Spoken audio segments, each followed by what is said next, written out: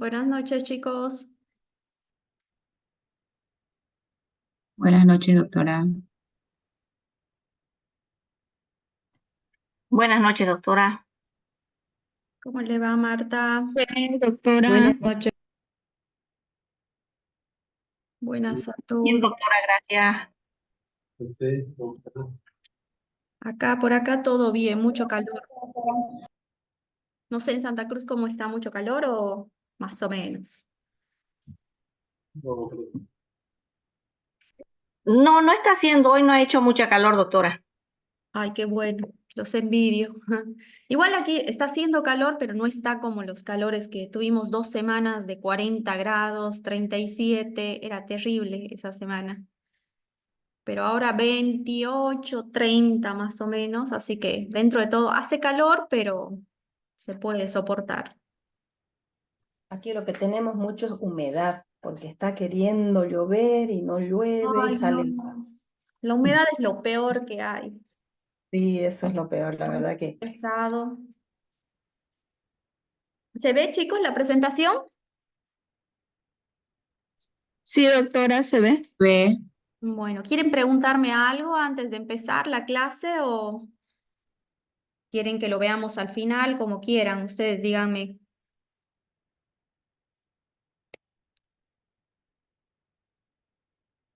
Empezamos nomás la clase.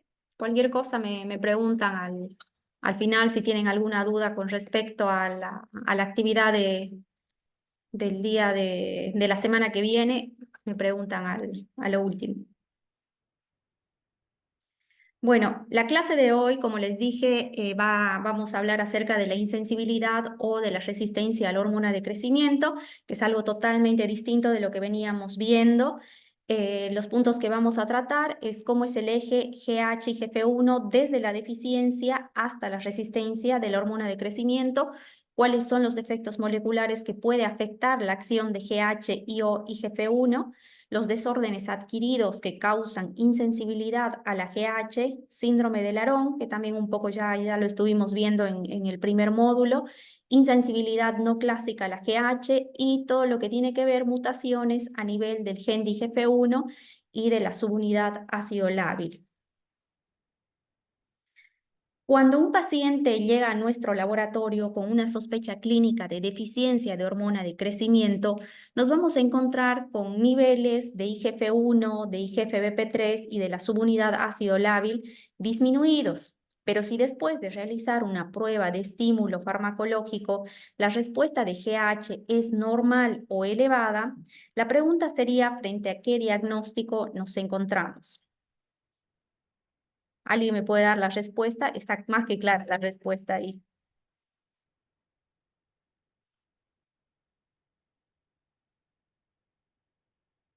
Bueno, la respuesta, chicos, es que estamos frente a una insensibilidad o resistencia de hormona de crecimiento.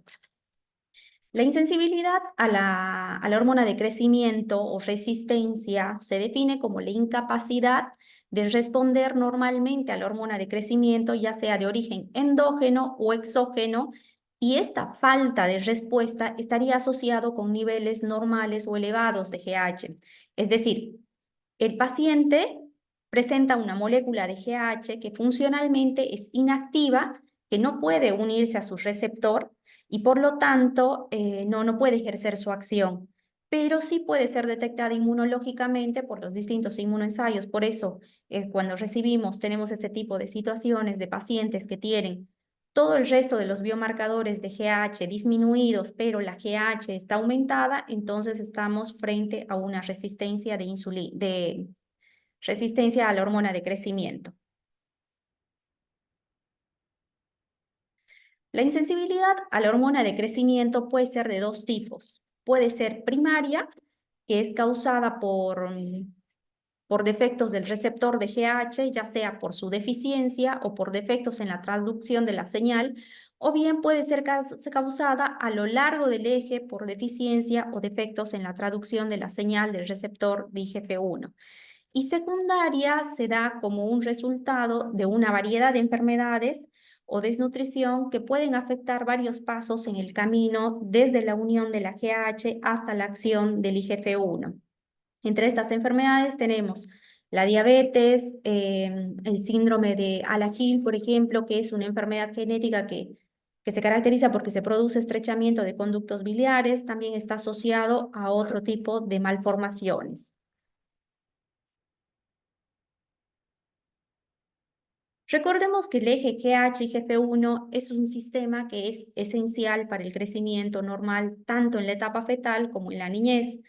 Es un eje que se extiende desde el control de la secreción de GH por parte del sistema nervioso central hasta las acciones del IGF-1, que es la proteína efectora clave. En esta figura se muestra la etapa prenatal y la etapa postnatal en función de la velocidad de crecimiento. Para el crecimiento prenatal, la velocidad está expresada en centímetros cada 4 semanas y para el crecimiento postnatal, la velocidad está expresada en centímetros por año. En el primer panel o curva corresponde a la etapa prenatal y vamos a ver que la síntesis de los IGFs es independiente a la hormona de crecimiento, mientras que en el segundo panel o etapa postnatal, la síntesis de IGF depende de la hormona de crecimiento y esto resulta ser fundamental por ser el regulador crítico para el crecimiento esquelético. Por otra parte, durante la pubertad también se puede observar un pequeño efecto indirecto de los esteroides sexuales, que en este caso es independiente de IGF-1. Una de las características que tiene el crecimiento lineal normal es la expresión de múltiples genes que están relacionados con la supervivencia. Por lo tanto, ante cualquier tipo de defecto genético, agresiones ambientales, traumatismos, neoplasias en diferentes sitios del eje GH y GF1 con frecuencia van a resultar en baja estatura. Este gráfico que les muestro acá es un trabajo que nos presenta el concepto de un modelo continuo de defectos del eje que van desde la deficiencia de GH hasta los estados de resistencia a la GH. Dentro del rango de defectos de GH y GF1, en la parte de los extremos vamos a ver que se sitúan las condiciones más graves y en el medio tenemos variaciones como la baja talla idiopática, que probablemente incluya a algunos niños con deficiencia de GH leve y algunos que también puedan incluir algunos niños que tengan resistencia a la GH. Es decir, que los niños con baja talla idiopática pueden situarse entre las dos entidades, que es una población a veces bastante grande donde no se sabe cuál es la causa de la baja talla. Si analizamos cada uno de estos defectos, vamos a ver que en la deficiencia de GH, la disminución de la unión de la GH a su receptor y la subestimación de la señalización de la GH para la transcripción del gen IGF-1 provocan una deficiencia de IGF-1, IGF-BP3 y de la subunidad ácido lábil. En el caso de la baja talla idiopática, puede incluir un grupo de anomalías ambientales, moleculares. Acá los niveles de IGF-1 se van a superponer. Podemos observar pacientes con deficiencia de IGF-1, pero con una secreción normal de GH, lo cual nos estaría indicando que existe una resistencia parcial a la GH que contribuye a esa baja estatura. Sin embargo, los niveles bajos de IGF-1 deben interpretarse con muchísima precaución, ya que los niños con baja talla idiopática pueden tener deficiencias nutricionales y simplemente tener un retraso constitucional del crecimiento que puede solucionarse modificando ese estado nutricional. Siguiendo con los pacientes con resistencia a la GH, se puede observar una amplia gama de defectos en esta zona. Acá la deficiencia de IGF-1 es algo que podemos encontrar constantemente, pero de acuerdo a los fenotipos y a las características bioquímicas dentro de este grupo de pacientes, puede variar desde una simple estatura baja hasta los extremos de retraso de crecimiento.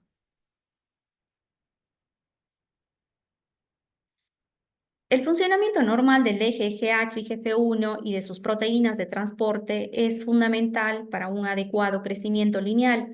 En muchos puntos de este eje puede ocurrir diferentes defectos y si partimos de la unión de la hormona de crecimiento a su receptor, se inicia todo un mecanismo de señalización que ustedes ya conocen, que conduce a la transcripción de distintos genes y proteínas que van a llevar a la síntesis y liberación de IGF-1, que es el principal efector que va a actuar sobre los tejidos diana.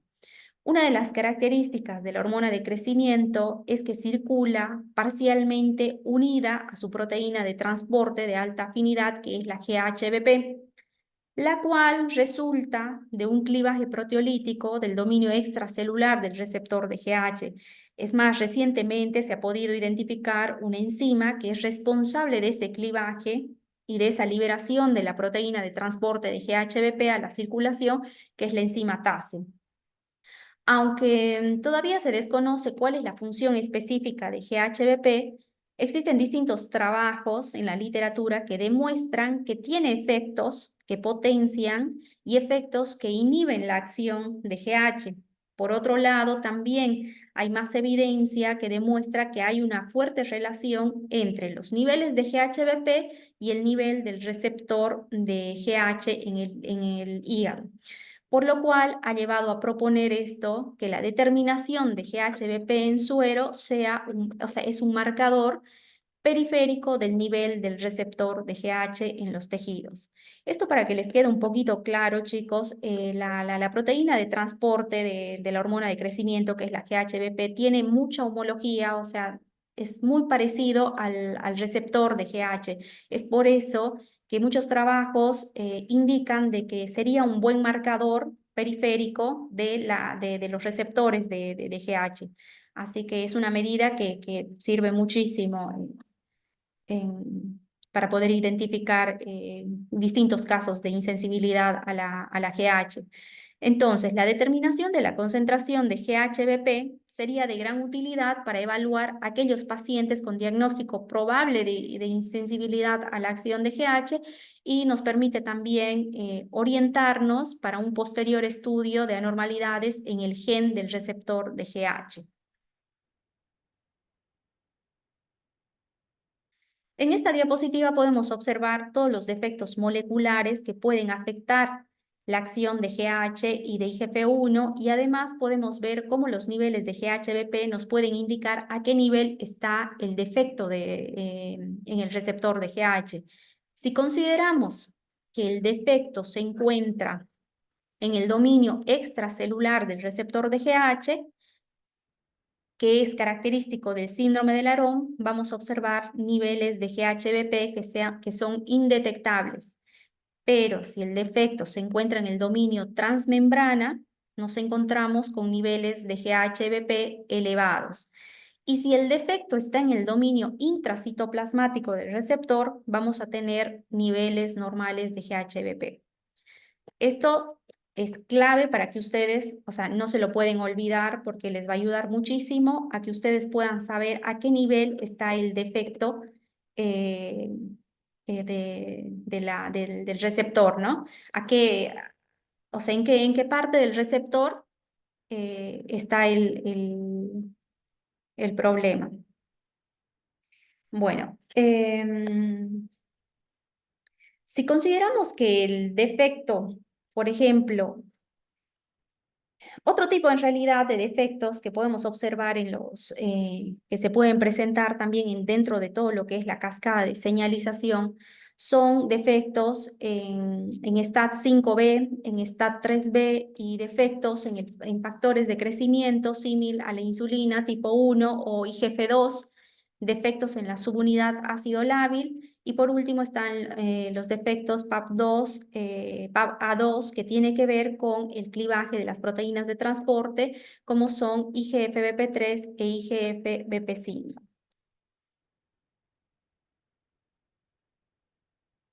En esta tabla les muestro los fenotipos clínicos que pueden presentarse en pacientes con defectos en el eje de GH y GF1. En aquellos casos de falla severa en el crecimiento puede verse afectado el receptor de GH, STAT-B5 e IGF-1 en situaciones en donde el defecto es solo de IGF-1, el paciente puede presentar sordera, microcefalia, retraso intelectual, retraso en la pubertad, y si el paciente, por ejemplo, presenta hipoglicemias, podemos estar frente a defectos en el receptor y defectos en STAT5B.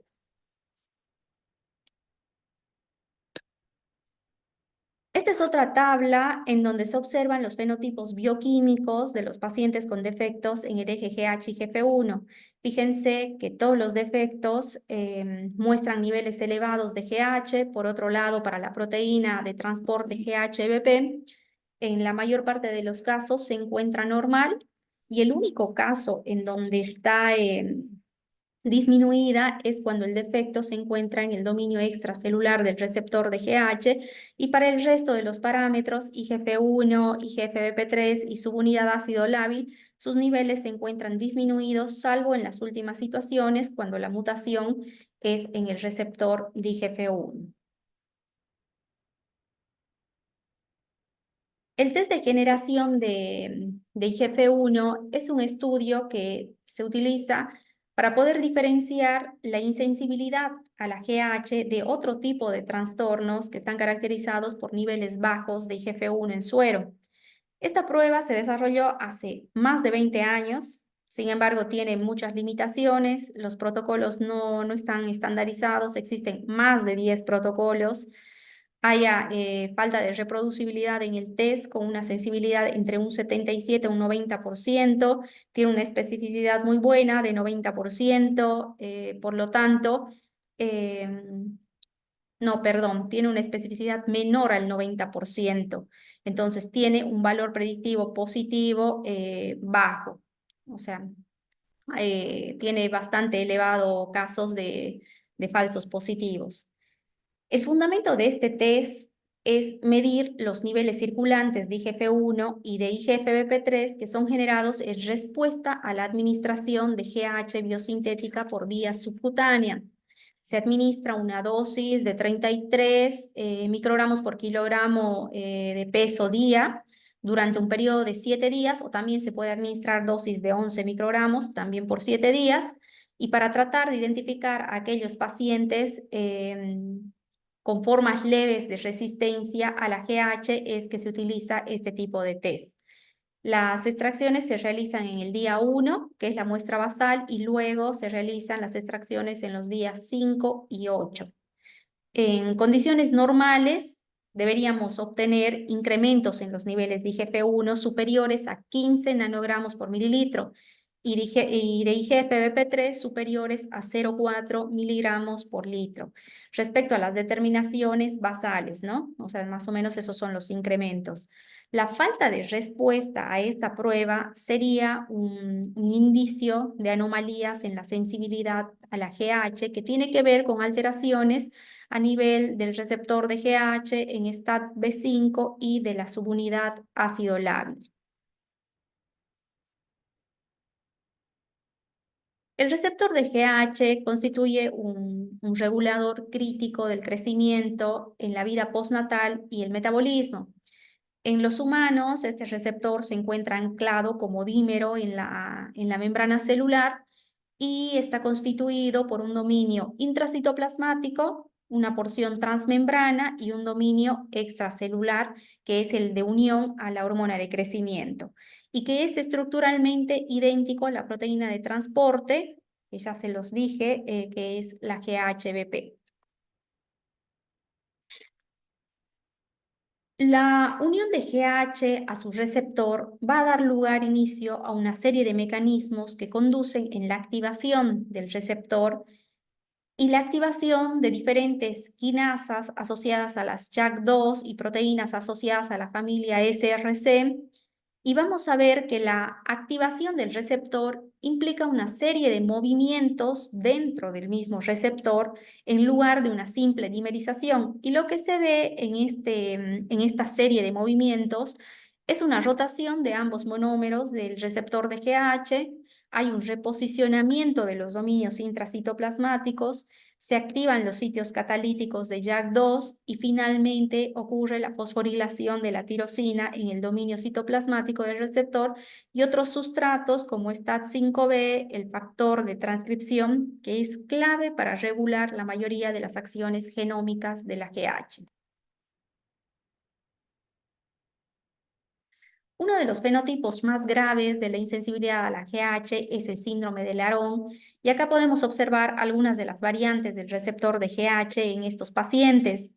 El gen del receptor de GH se localiza en el brazo corto del cromosoma 5, entre la región P13 y P12, y está constituido por 10 exones. Como podemos ver claramente, se diferencian 3 zonas en el receptor: el dominio extracelular, que son los rectángulos de color celeste, el dominio transmembrana y un dominio intracitoplasmático.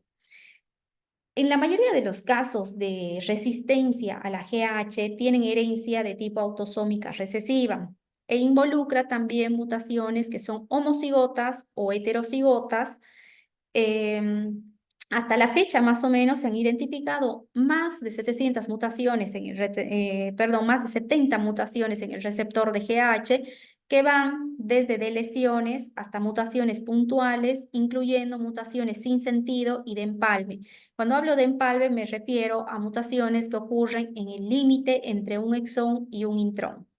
Por ejemplo, el defecto que causa un empalme aberrante del receptor de GH conduce a una activación de una secuencia de un pseudoexón que va a dar lugar a la inserción de varios aminoácidos dentro del dominio extracelular del receptor. A su vez, esta mutación es reconocida y da lugar a la inclusión de más pares de bases adicionales entre los exones 6 y 7, lo que conduce a una función de una proteína alterada. Los fenotipos que se producen con esta mutación van a variar desde lo que es el fallo de crecimiento grave hasta un fallo de crecimiento que puede ser leve. El síndrome de Laron es un trastorno genético poco común que está caracterizado por la incapacidad de responder a la hormona de crecimiento, ya sea endógena o exógena, y se asocia con mutaciones en el receptor de GH. En la mayoría de los casos, este síndrome está determinado por un mecanismo que es autosómico recesivo. Se observa en las familias consanguíneas. La mayoría de los casos están informados en regiones mediterráneas, en algunos casos en América del Sur, y como vimos, alguno que le tocó a ustedes hablar sobre el síndrome de Laron en el primer módulo, la mayor parte de estos pacientes se encuentra en el Ecuador. Bueno, los pacientes con este síndrome tienen la característica bioquímicas de presentar un nivel sérico alto de GH, pero concentraciones bajas de IGF-1. Clínicamente se caracterizan por un enanismo, baja estatura extrema, obesidad, genitales pequeños en los niños. También se observa hipoglucemia grave, y los pacientes presentan hipoplasia facial, que es como una configuración típica de la cabeza. Tienen cara pequeña, una frente protuberante, lo que resulta en una nariz en silla de montar.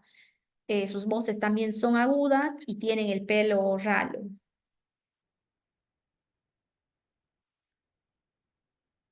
Ahora vamos a ver algunas características de la proteína transportadora de GH, que es la GHPP, que les dije que esta proteína es de gran utilidad para evaluar a aquellos pacientes con diagnóstico probable de insensibilidad a la GH, por la fuerte relación que tiene con los niveles del receptor de GH. Esta proteína se encuentra en el ser humano en forma de alta y baja afinidad. En equilibrio, aproximadamente el 50% de la hormona de crecimiento está circulando, o sea, unida a la GHBP. Tiene un peso molecular entre 60 y 65 kilodaltons, incluye 4 lados para la glicosilación, es idéntica al dominio extracelular del receptor de GH. Su principal fuente es el hígado, y sus niveles también se relacionan con el estado nutricional. Descienden en ayuno, en anorexia, en bulimia, y se elevan en la obesidad.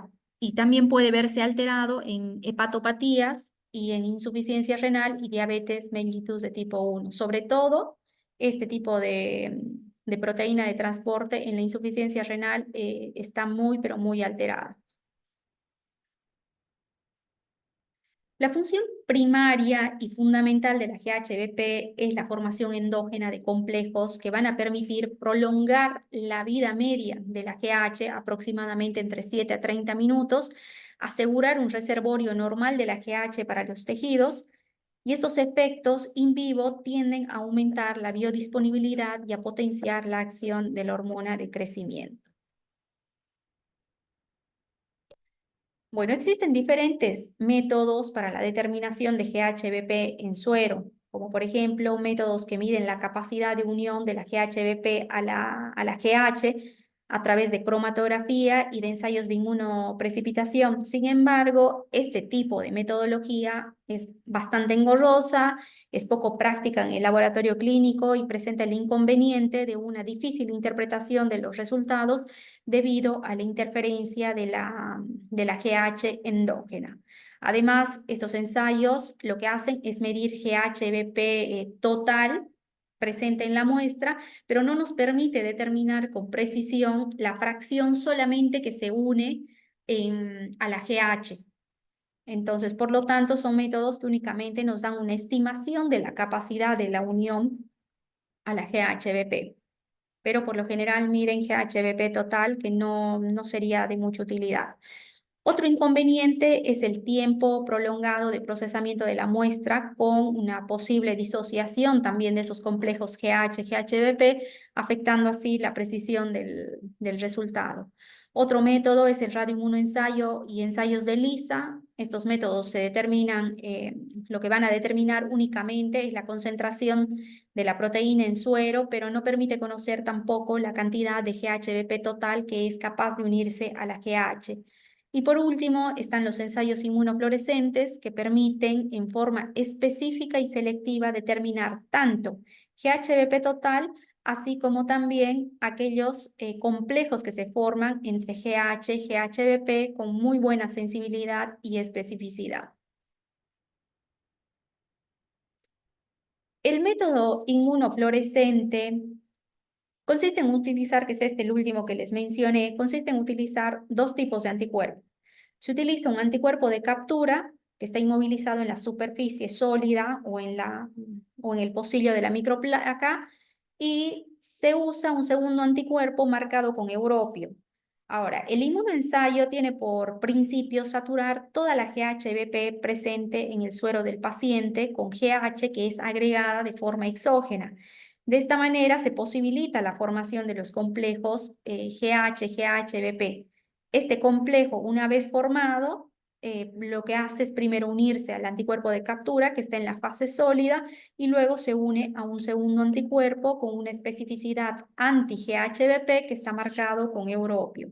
Finalmente, para evidenciar esta reacción, se añade una solución fluorescente que emite una señal que es directamente proporcional a la concentración de GHBP presente en la muestra. En caso de querer cuantificar solamente la formación endógena, o sea, la formación de complejos entre la GH y la GHBP, lo que se tiene que hacer es cuantificar de la misma forma, pero en este caso no se agrega la solución saturante de GH. O sea, es lo mismo, solamente que no se agrega esa solución. Con respecto a la concentración de GHBP en los niños sanos con talla normal, se puede observar una amplia variación en su concentración. Sin embargo, estas variaciones no son significativas con la edad cronológica ni tampoco con el desarrollo puberal, como se ve en el gráfico de la parte superior. Pero de todo el grupo de personas normales, las niñas son las que muestran concentraciones séricas de GHBP que son significativamente más altas. Si ustedes más o menos se ubican en la parte de las medias, para las niñas, por ejemplo, tienen, más o menos está por acá, ¿no? Esto representa la media. Para las niñas más o menos es de 3.3, mientras que para los niños tenían una media de GHBP de 2.6, que es un poquito más baja. Por otra parte, la concentración de GHBP también se asoció al índice de masa corporal, la concentración de insulina y la insulinosensibilidad, siendo también importante que se incluya este tipo de parámetros para poder comparar poblaciones en donde el índice de masa corporal es diferente. Entonces, definimos como talla baja a la talla menor a 2 desvíos estándar para la edad y el sexo y empezamos a partir de esto la búsqueda de las posibles causas. En primer lugar, lo que vamos a pensar es en variantes de normalidad, por supuesto, como ya sea baja talla familiar o retraso constitucional del crecimiento, que en realidad son chicos que tienen un peso y una talla normal al nacer, o sea, un peso y talla normal al nacer, pero durante los primeros años de vida en la infancia presentan una disminución de la velocidad de crecimiento y después tienen un buen crecimiento. Y la diferencia entre estas dos identidades, que es la baja talla familiar y el retraso constitucional, es que en la baja talla familiar la edad ósea va a estar de acuerdo a la edad cronológica. En cambio, en el retraso constitucional, las edades óseas son retrasadas respecto a la edad cronológica, pero son de acuerdo a la talla porque justamente son chicos que están madurando lentamente.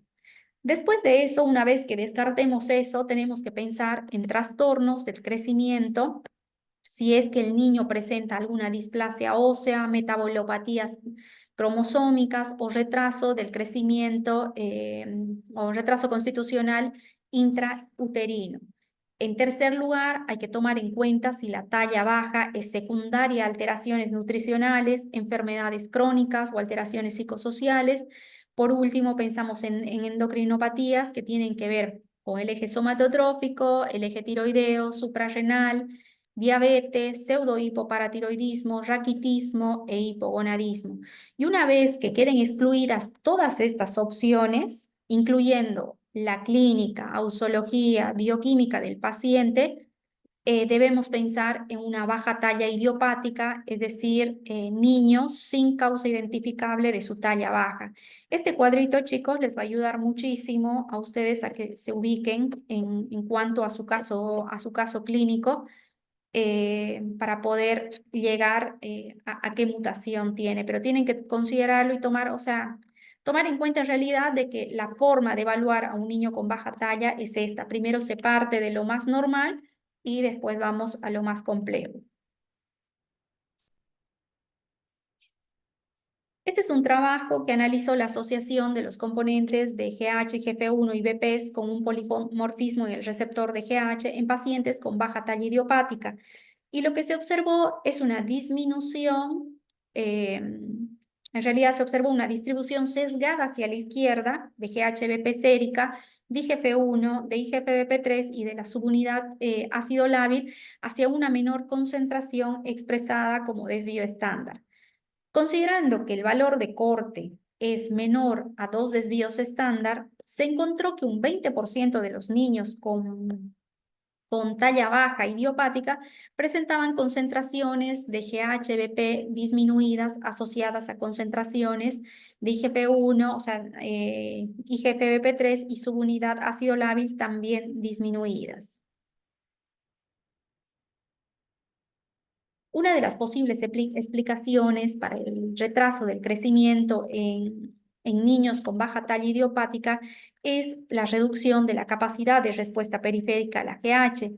Este trabajo lo que prueba es la hipótesis de que algunos niños con baja talla idiopática tienen concentraciones séricas reducidas de GHBP y esto es lo que reflejaría una menor sensibilidad a la hormona de crecimiento. Entonces se midieron niveles de GHBP en suero de más de 1.500 niños, incluidos controles, pacientes con baja talla idiopática y pacientes con deficiencia de hormona de crecimiento. Las edades iban entre 1 y 17 años y las concentraciones de séricas de GHBP en todos los niños fueron convertidas en desvío estándar y se compararon con los controles. Lo que se ve en cada uno de estos gráficos son valores de GHBP en función de la edad de los pacientes con deficiencia de GH y en pacientes con baja talla idiopática. Las áreas que están cubiertas en color gris representan el rango normal para cada sexo y la línea sólida en color negro nos indicaría la línea normal para ese sexo. En sujetos masculinos y femeninos, la talla baja idiopática, con talla baja idiopática, que son los dos gráficos que se ven en la parte inferior, aproximadamente el 90% tenía concentraciones de GHBP por debajo de la media ajustada para edad y sexo y el 20% tenía concentraciones de GHBP por debajo del rango normal. Esto lo que en realidad nos sugiere es que la disminución de los niveles séricos de GHBP en algunos niños con baja estatura idiopática nos indican que estos niños podrían tener un defecto a nivel del receptor de GH.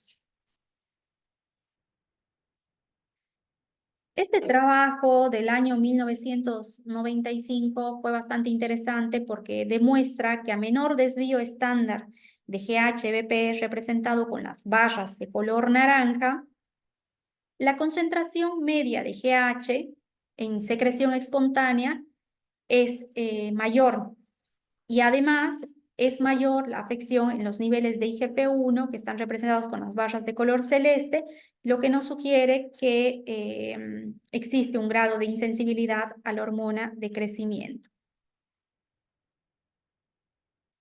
Y para que les quede un poco claro de cómo se encuentran los niveles de GHBP en los diferentes grados de insensibilidad a la GH, dijimos que la concentración de GHBP en el suero permite obtener una estimación cuantitativa de la unión de GH a su receptor, debido a la homología que tienen, es decir, que GHBP en suero es un marcador del nivel de expresión del receptor de GH. Cuando medimos los niveles de GHBP total en pacientes con retraso del crecimiento, podemos tener dos posibilidades. Podemos tener pacientes con GHBP negativos o no dosables, o pacientes con GHBP positivos con valores elevados o normales. Para el primer grupo, que es el GHBP negativo, incluye entre un 75 a un 80% de los pacientes con retraso en el crecimiento, y el segundo grupo, GHBP positivo, solamente incluye un 20 o un 25% de los pacientes con retraso en el crecimiento. Si empezamos con los pacientes GHBP negativos, estos pacientes tienen la característica de que pueden tener valores no dosables de GHBP, que son los pacientes homocigotas, es decir, pacientes que tienen la misma copia de alelos para el gen mutado, o bien pueden presentar valores dosables, pero que son bajos de GHBP, tratándose en este caso de pacientes heterocigotas, que son pacientes con diferente copia de alelo para el gen mutado. Y acá es donde entran los pacientes con baja talla idiopática de causa desconocida. Todo este grupo pertenece a defectos moleculares que están a nivel del dominio extracelular del receptor de GHBP, que está indicado en el gráfico con la flecha de color celeste. Luego tenemos a los pacientes GHBP positivos, en donde podemos encontrar valores de GHBP normales, que son característicos de los pacientes con defecto molecular en el dominio intracitoplasmático del receptor de GH, y todo lo que tiene que ver con componentes de la cascada de señalización, y por otro lado están aquellos pacientes con valores de GHBP elevados que se dan cuando la alteración ocurre en el dominio transmembrana del receptor de GH.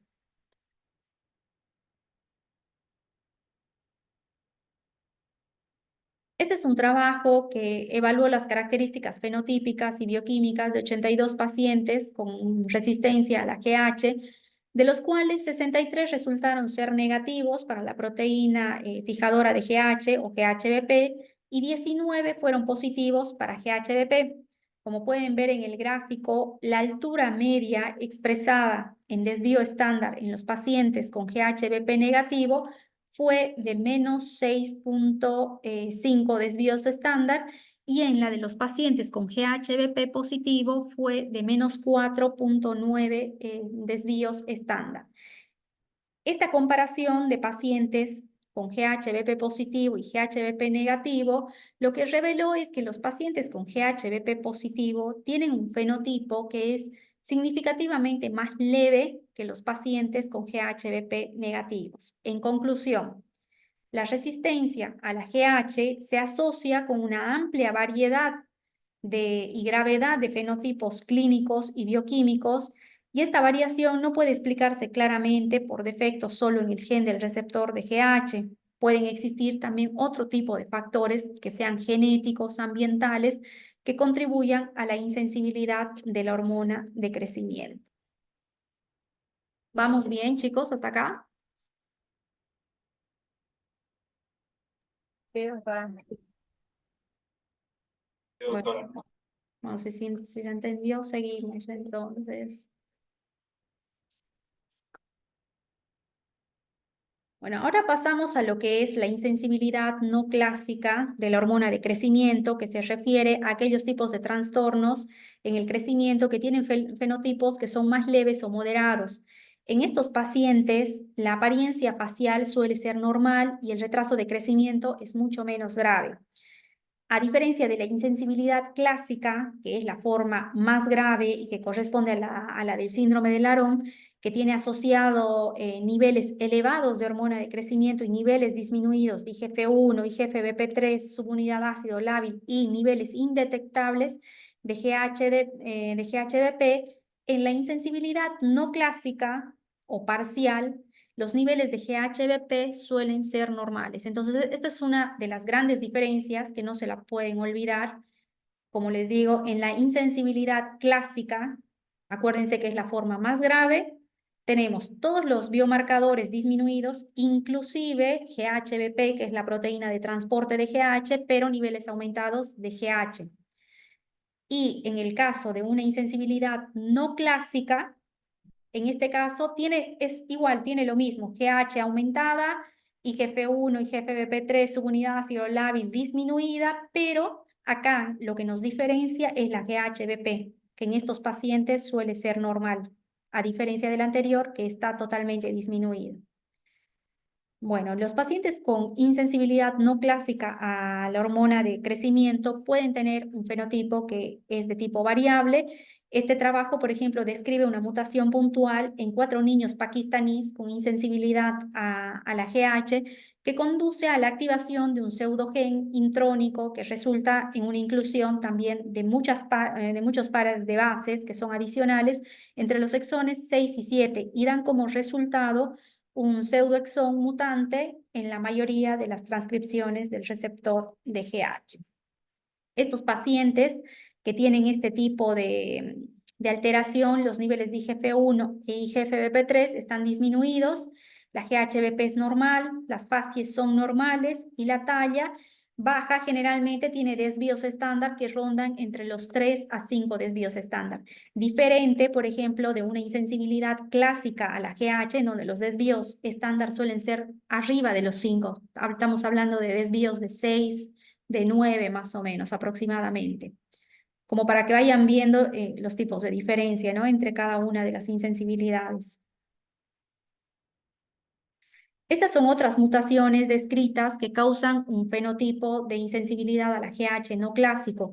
Son mutaciones heterocigotas, dominantes, negativas, que afectan al dominio extracelular del receptor de GH y son las mutaciones que ven en el gráfico C964, 920, está la 945 también. Y el análisis funcional que se vio en el laboratorio o in vitro sugiere que este tipo de variantes dan como resultado una terminación temprana de la proteína y se expresan como proteínas truncadas. Los perfiles clínicos de este tipo de pacientes que muestran esta mutación van a tener un retraso progresivo del crecimiento, una GH normal o alta, IGF-1 bajo y tienen muy buena respuesta a la terapia combinada de la hormona de crecimiento humana recombinante y de IGF-1 recombinante, mejorando su crecimiento lineal dentro del rango normal. Si bien, chicos, yo no voy a hablar mucho acerca de tratamiento, ustedes vayan viendo, sepan en realidad que todos los pacientes que tienen que son diagnosticados con insensibilidad o resistencia a la hormona de crecimiento, difícilmente puedan responder a un tratamiento con hormona de crecimiento. Entonces, en ese caso de situaciones, lo que se hace en realidad es sustituir el tratamiento por IGF-1 recombinante, porque recuerden que en la insensibilidad la principal característica es que estos pacientes ya tienen GH alta, pero es una GH bioinactiva, que no funciona. Entonces, por más igual que le den de forma exógena el tratamiento con GH, no responden, salvo las formas leves o moderadas que por ahí combinando hormona de crecimiento más IGF-1 puedan responder mejor. Pero si hablamos, por ejemplo, de un larón, directamente el tratamiento es IGF-1 de tipo recombinante. ¿Se entendió esto del tratamiento? Sí, doctora. Gracias.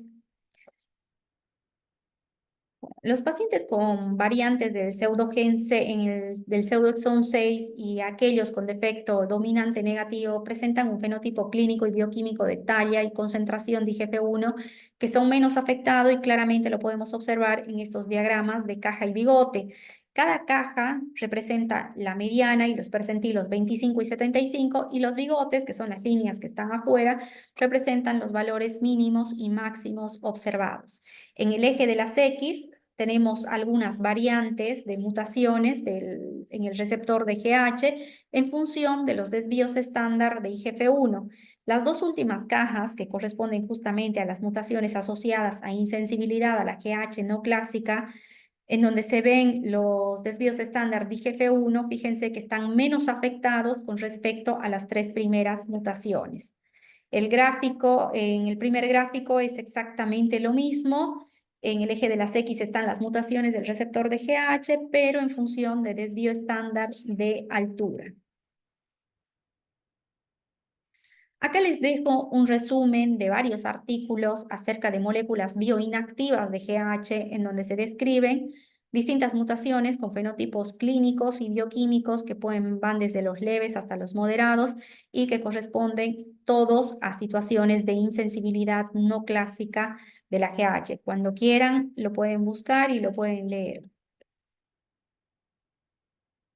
Una de las propuestas de un trabajo de investigación para poder reconocer moléculas activas de GH desarrolló un método de ensayo inmunofuncional que permite cuantificar únicamente aquellas formas de GH en circulación que poseen ambos sitios de unión a la hormona para su receptor, siendo moléculas que sí son capaces de iniciar todo lo que es la señal biológica en las células diana. Este ensayo consiste en inmovilizar un anticuerpo monoclonal anti-GH que reconoce el sitio de unión 1 de la GH y se utiliza para capturar la GH de la muestra de suero del paciente.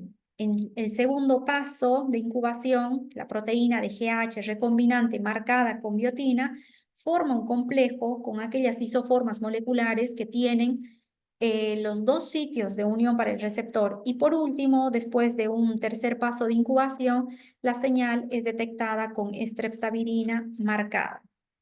Este ensayo, por ejemplo, es un ensayo bastante sensible, tiene un rango de 0 a 100 microgramos por litro, tiene precisiones inter e intraensayos entre un 10 y un 7%, y la proteína de unión de GH endógena no interfiere con el resultado de GH. Entonces, como conclusión, este trabajo lo que propone en realidad es un ensayo inmunofuncional con un nuevo método de referencia para cuantificar GH en suero, es decir, este ensayo pone en evidencia solamente aquellas isoformas de GH que son activas, o sea, no mide nada que sea bioinactivo.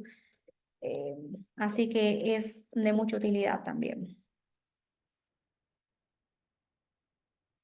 Otro defecto que podemos ir observando si vamos cada vez bajando más en todo lo que es la cadena, o sea, pasando por el receptor de la hormona de crecimiento y bajando todo lo que es la cascada de señalización, y que puede causar baja talla, ocurre en el transductor de señal del receptor de GH llamado